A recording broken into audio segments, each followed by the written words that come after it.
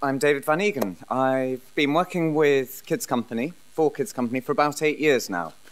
My background is in mental health, but with some specific training in neuroscience. I did a master's many years ago at Liverpool, and it's taken me on quite an interesting roller coaster ride, because I came to Kids Company initially thinking, I want to train as a clinical psychologist. I want to, get out there and really help people.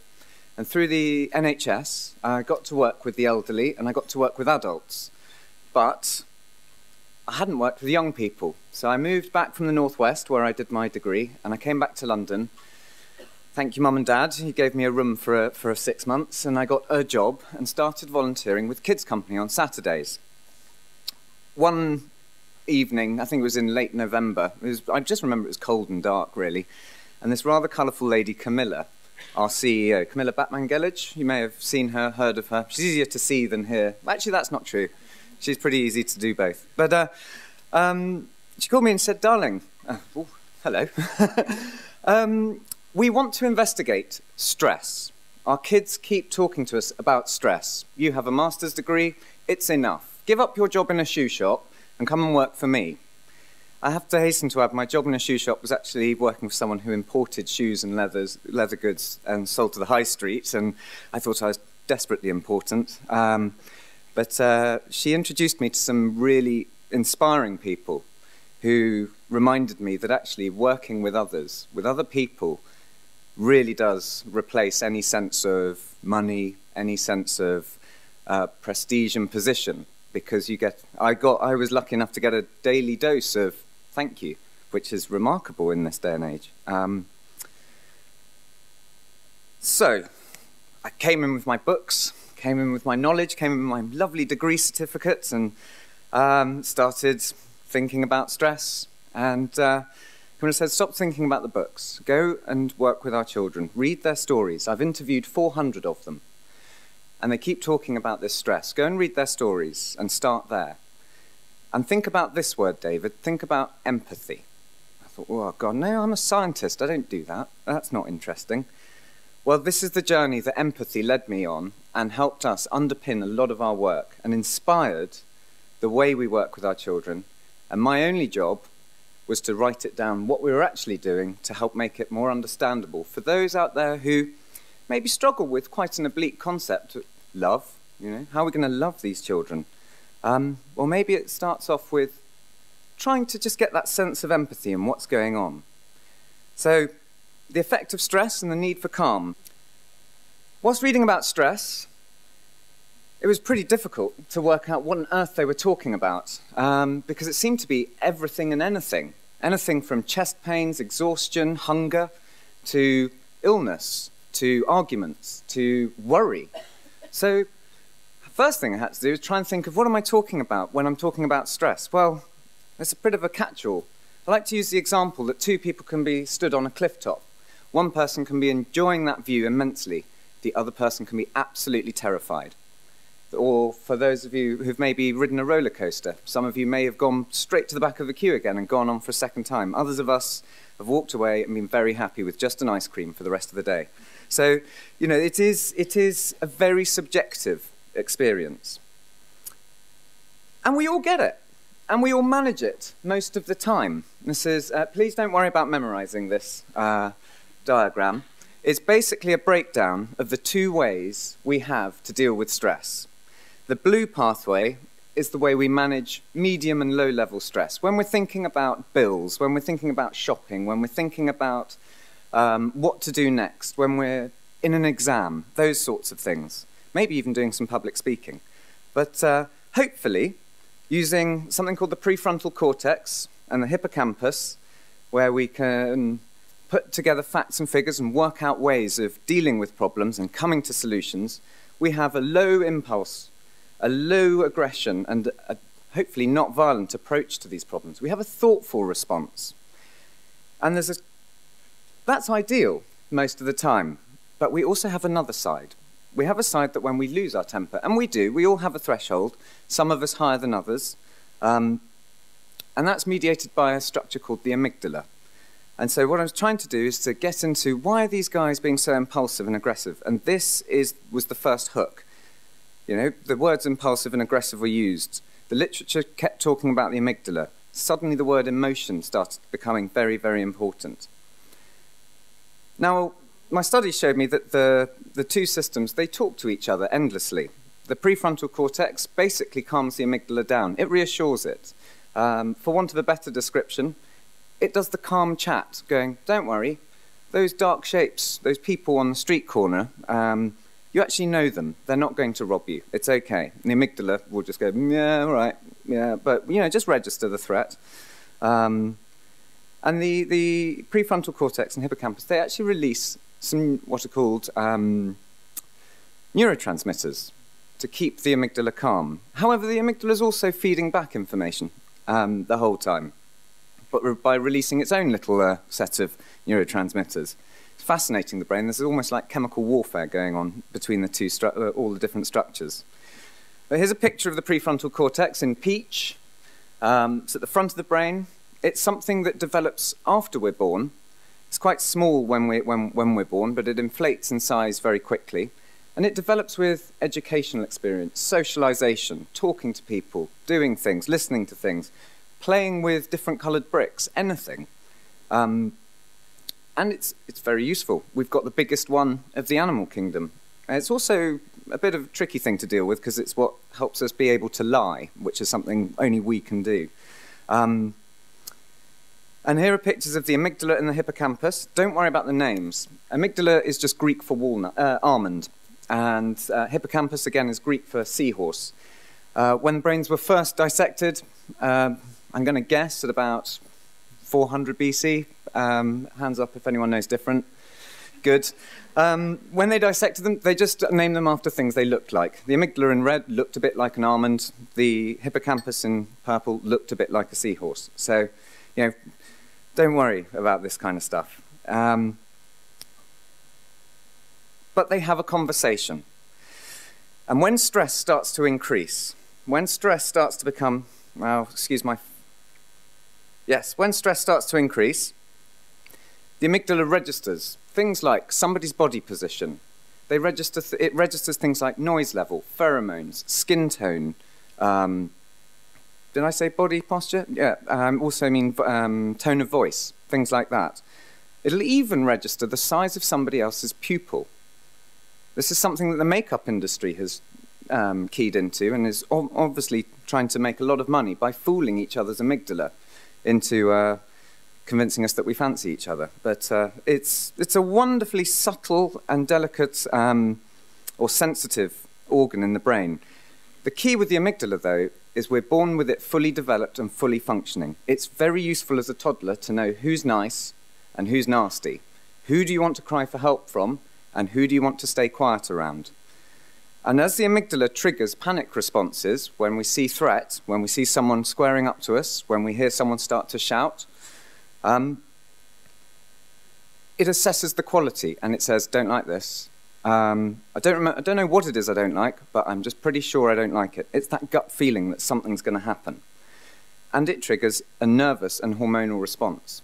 First step might be that you start feeling butterflies.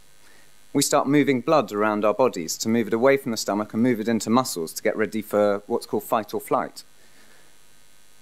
It releases these hormones called adrenaline, noradrenaline, and cortisol. Cortisol is fascinating for me because it's the hormone that can get out of the body and into the brain. It's a steroid hormone. And as we release more and more of this cortisol, particularly, it increases the amount of emotional activation. And cortisol starts to inhibit the seahorse and the almond, and the seahorse and the prefrontal cortex. So we start losing the abilities that those structures are responsible for. Now, if we're a child, these structures are still pretty weak. They're still learning, they're still developing. So they become much more easily overwhelmed. As adults, if we've had a good enough life, they're pretty strong and they can resist some fairly severe, assaults by the amygdala. However, eventually, when we start to lose our temper, when we start to get too anxious, or we start to, not too anxious, anxious enough because there's something we think is serious going on, and remember, it is subjective, we begin to fail with our semantic and episodic memory formation. We stop being able to learn temporarily. Stressed people about to sit an exam can have memory blanks. I did, from personal experience, once sit down in an exam, and for 45 minutes I didn't know what to do. I was confronted by these questions. Thankfully, there's a silver lining to 3-hour exams. You've got 45 minutes to calm down and come back. But we also lose the ability of memory retrieval. If you think about some of those game shows where contestants are humiliated for getting things wrong, they've got a lot of social skills they've got to employ to try and not get voted off, all these things, they can forget very easy questions, in spite of maybe extreme skill in that area. So imagine an accountant not being able to add up 5 and 8 properly. That would worry me if he was my accountant, but not so much if he's on the weakest link. So we begin to lose that. We also start losing the ability to talk. We start losing the ability to remember the words we want. We start swearing a lot. We start changing the speech pattern. We might speak in very short sentences with long gaps in between as we're trying to resist this cortisol from overwhelming our prefrontal cortex, which helps us plan what we're going to say next. Or we may just give up and just start talking on great big long tangents for ages. So stress happens. And we start losing our social and verbal skills, yes. And eventually our emotional control disappears, and our ability to be considered, deliberate and planned will go. And once that's gone, what are we left with? We're left with that original response to stress, which results in impulsive and aggressive behavior. Because if we need to get away from something that we have deemed a threat, and remember, someone in a full panic, whether it's to do with being stuck in a lift or being faced by a Bengal tiger, you don't want to get in their way. They're very good at getting out of a situation physically. And this is what our children started doing. Suddenly this pattern, not started doing, this is what our children were doing. We started to realize that this is what they were doing. So we started to look at how we were working, except that these guys cannot hear the words I'm saying, but they can hear how I'm saying it. Except that my body posture when I'm talking to someone matters if they're beginning to panic. Except that maybe I need to leave a door open so that they can feel like they can escape and run away, because they might need to. And 10 stone of 10-year-old, well, Rottweiler's way less than 10 stone, and I don't want to stop them from leaving a room if they really want to. So, yeah, I don't mind. I might have to run after them to catch them later. But anyway, here's a simple, well, not simple, but fancy pictures of how the amygdala speaks to the adrenal glands to release that cortisol and adrenaline. And also the significance of 45 minutes, why we found that time out really works with our young people, because it gives them a chance to burn off or let their body reduce their adrenaline and cortisol levels back to where they started from. And there are deliberately 2 lines there. The blue one shows if we have a stressful episode, it could be nearly being hit by a cyclist if you're a pedestrian in London, any of you, or even around here. It takes about 45 minutes to calm down. But during that 45 minutes of trying to calm down, we're still extra sensitive to being re-stressed. Someone only has to look at us in a funny way, and we start getting these thoughts again. Our children play in playgrounds, they fall over, they hurt themselves. They hear laughter and naturally assume that it was laughter at them, and they go and do something such as walk over and punch a kid. It's something we try desperately to stop, but it can happen. And that's indicated by the sort of pinky purple line.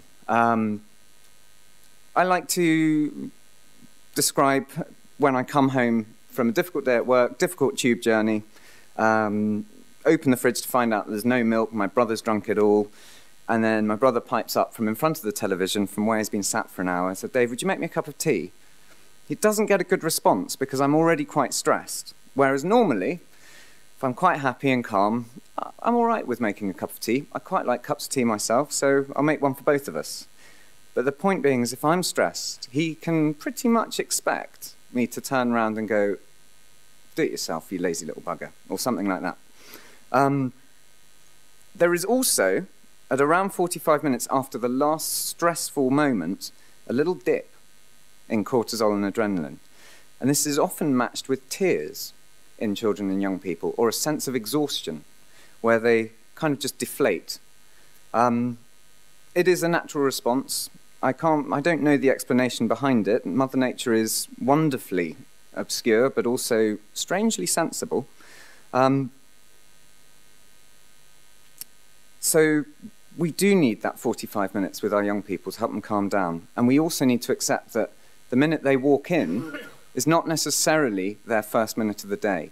Something might have happened on their way to the centres, or has happened that morning, within 45 minutes, that they're still stressed and anxious about. So we accept that we're going to need to open earlier than our lessons start. We're going to need to give people a bit of time to calm down, relax, come back to us, and then we can start working with them. Because I can ram as much maths in front of a young person who's stressed as I like, and they won't pick it up. Because if they're stressed, their prefrontal cortex, their hippocampus, it isn't working, so they physically can't do it. However, if I get them sat down, cup of tea, quiet space, out of the way of people, let them maybe talk if they want, maybe not if they don't, and then they've come back to me and they're ready for maths, they can start engaging and they can start learning it. Until we start quadratic equations, and then often the adrenaline levels go up again. However, this then started to inform us, well, if these guys are stressed, let's look for signs of stress. Let's see what's going on. There's a list of the kind of things that you'll see anyone suffering from or experiencing an adrenaline surge. They could be an athlete, they could be a victim of something, they could also be a perpetrator as well. So there's something very, very strong we had to think about as well, are our perpetrators who, some of our kids aren't very nice to each other. In fact, I'm surprised any of us survive teenage and childhood, because kids are incredibly good at being mean to each other. We started looking in pale-skinned people for flushed face. In darker-skinned people, we found it easier to see sweating, particularly on the top lip and across the forehead. One of the reasons I wear a jumper is to stop my shirt giving away my nervousness. Spitting, lips, they inflate and get darker. We're just pushing blood to the surface of our skin, getting ready to fight or run away, because when we're geeing ourselves up to get ready for these things, our metabolism gets higher. We start producing more heat. So we need to start keeping cool. Spitting. Cortisol gets into our saliva. It's got a horrible bitter taste. I like to have chewing gum or mints or something like that if I'm getting nervous. It takes the taste away. It also changes the consistency of the saliva because cortisol makes it quite thick. Drinking water or something like that can help. But our kids, they spit on the floor. They don't spit at us, but they'll walk around just clearing their mouth and spitting on the floor endlessly. Unpleasant, but part of what they do. So instead of telling them to stop spitting, we wait for them to calm down and then tell them to stop spitting. We see our young people, and well, any stressed people really, but their jaw muscles start pulsing and gnashing their teeth. At this point, they're actually incapable of talking. That cortisol has got in to the hippocampus at this point and has prevented their memory from working and recalling words that they need to use. It actually overwhelms speech centers as well, so they physically can't talk for that period of time. Before that, you might hear someone who's had a speech impediment. It gets worse if they have a stutter or a lisp. These are all very, very subtle and amazing skills that we have, this ability to talk. We're moving our lips, our tongue, all kinds of things in tiny little ways that takes us maybe, I think my niece she's not quite talking yet and she's 7 months old. I don't expect her to talk for her until she's about a year properly. It takes us a year to develop the skills needed for speech. It takes us 1 or 2 experiences to temporarily lose it. Shaking and hypervigilance, that what you're looking at kind of thing, eye contact, shaking and tremors. The kids actually they used the word shook instead of frightened. So I shook him up, or I got shook when something happened. They describe these physical symptoms, and I guarantee they have never attended any of these talks. So it's quite bizarre. Nausea and butterflies I mentioned earlier, as blood is moved away from our stomach, getting ready to panic. Claustrophobia, don't touch me, leave me alone, get away. Any of you who work directly with kids will have probably heard that several times. If you want anyone who's stressed to kick off, and I hope none of you are Machiavellian enough to want to engineer this situation, back them into a corner. Close the door, close the windows, and back them into a corner, and they will get much, much more stressed, anxious, and much more dangerous. We see tensed muscles, particularly in the summertime when it gets warm. We see their muscles getting more defined as well as blood is pushed from the gut and into the muscles. Very useful if you want to get into a fight or run away quickly. And afterwards, we see them craving sugary food. We see them with the Mars bars, with the crisps, with the caffeine drinks, all sorts, full of sugar, because they've had something stressed, their metabolism has responded, they've burnt a lot of sugar very, very quickly, often in a very unhealthy manner as well, but that's a different talk entirely, and they want to replace this sugar. So these are all signs that our guys are getting pretty damn stressed. And environmentally relevant. This is a hangover from my degree days, I'm afraid. But how do we see this in the classroom? Signs that people are getting stressed. Well, they get frustrated when they can't explain what happened. You know, little Timmy, tell me why you punched Philip. If little Timmy is still in a stress situation, we're just going to be stressing him more, demanding an explanation. So we need him to calm down and then come and talk it through, because his memory of the event may be pretty sketchy. Eyewitness testimony is renowned for being very unreliable.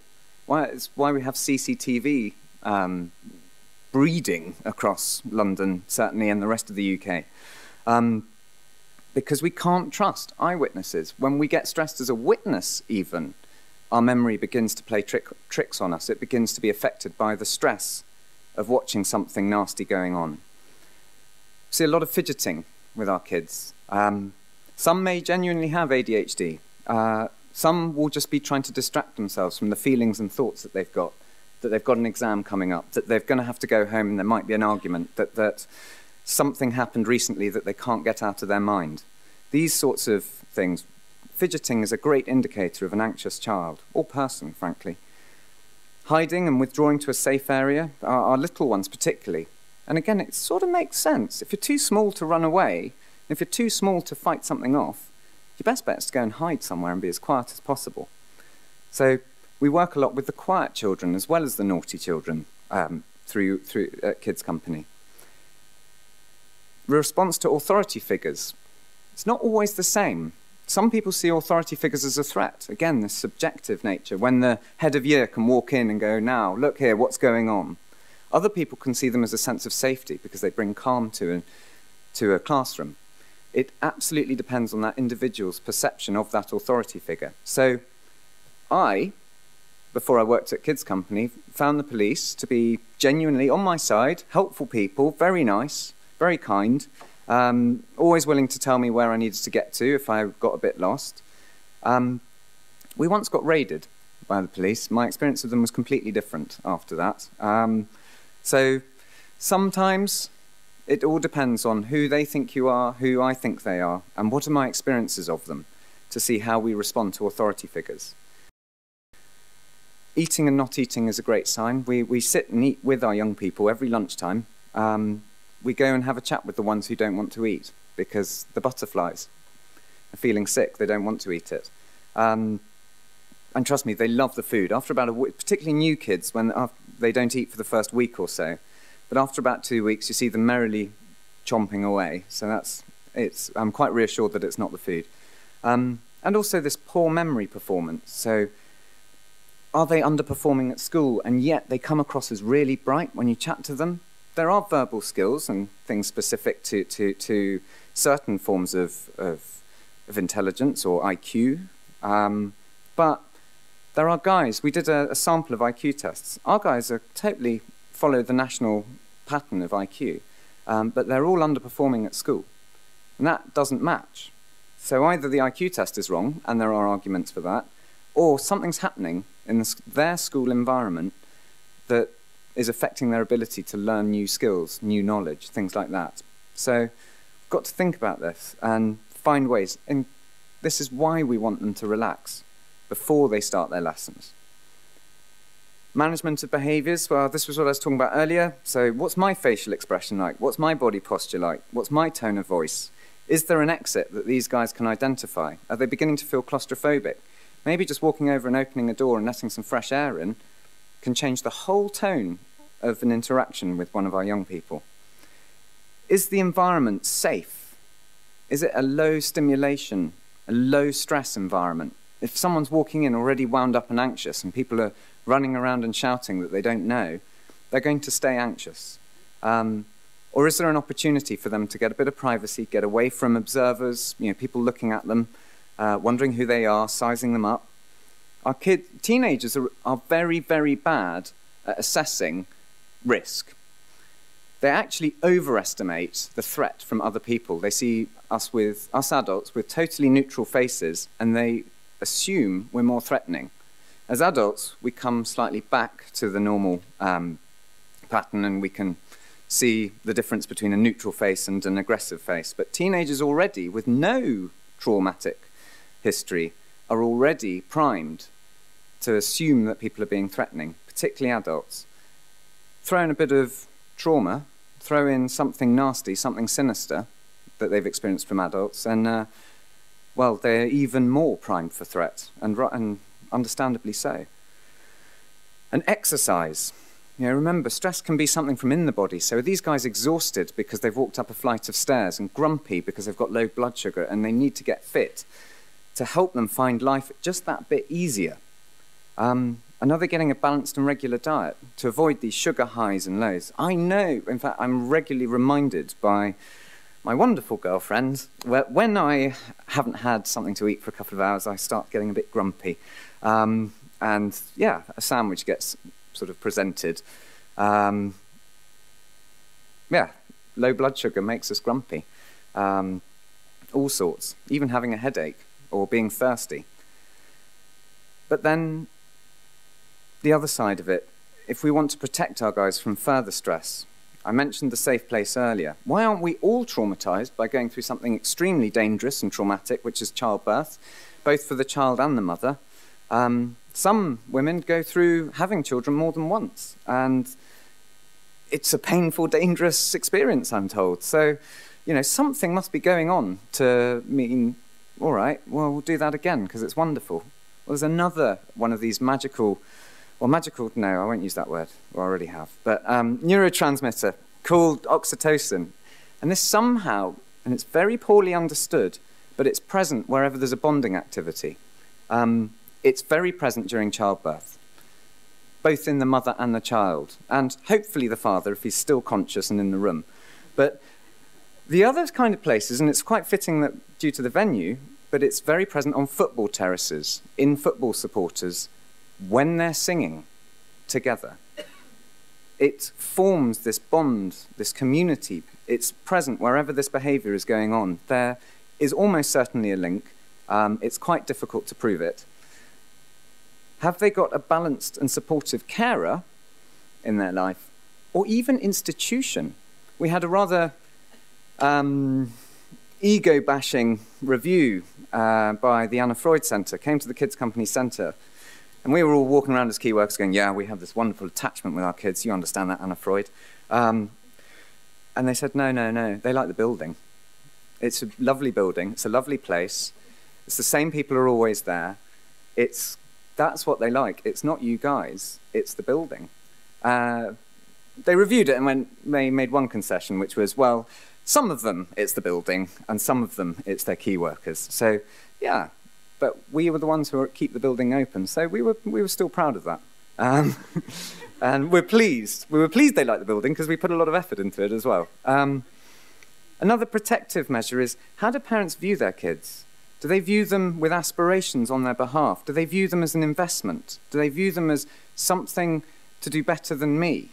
Now, I'm not talking about the you will be a doctor kind of attitude, but be the best you can be. Go on, and I will help you as much as I can. Or are the children seen as a resource?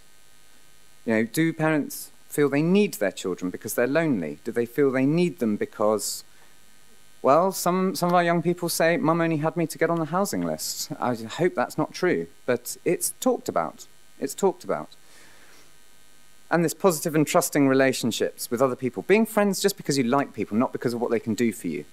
A lot of our young people see everything as a transaction, a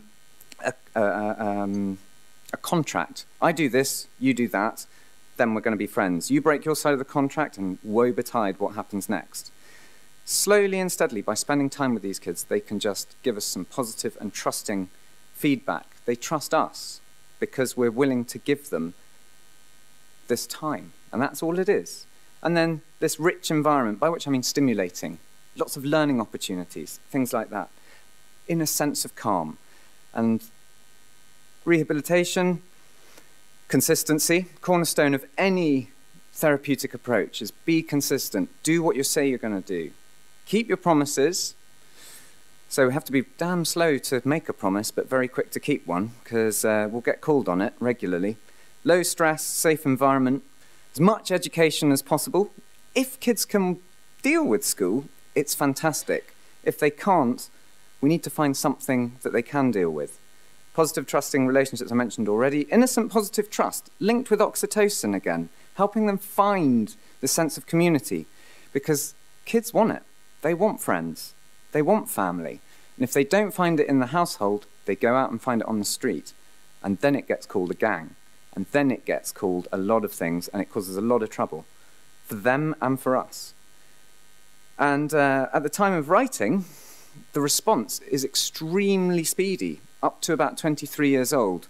In the last 2 weeks, I have found evidence saying it's about 30 years old. It's all tied in with how our brain develops and when it starts and when it stops. I like to use the language analogy. If you want to learn a language, go to the country where they speak it. No good going to France if you want to learn Spanish, but go to Spain if you want to learn Spanish before the age of 23, and you'll learn it without an accent. If you go after, well, new evidence is saying 30, you'll probably learn to speak it reasonably well, but you may never get rid of your native accent. So, in fact, almost certainly won't. And last of all, with all of that in place, we get some happy kids. So, thank you very much.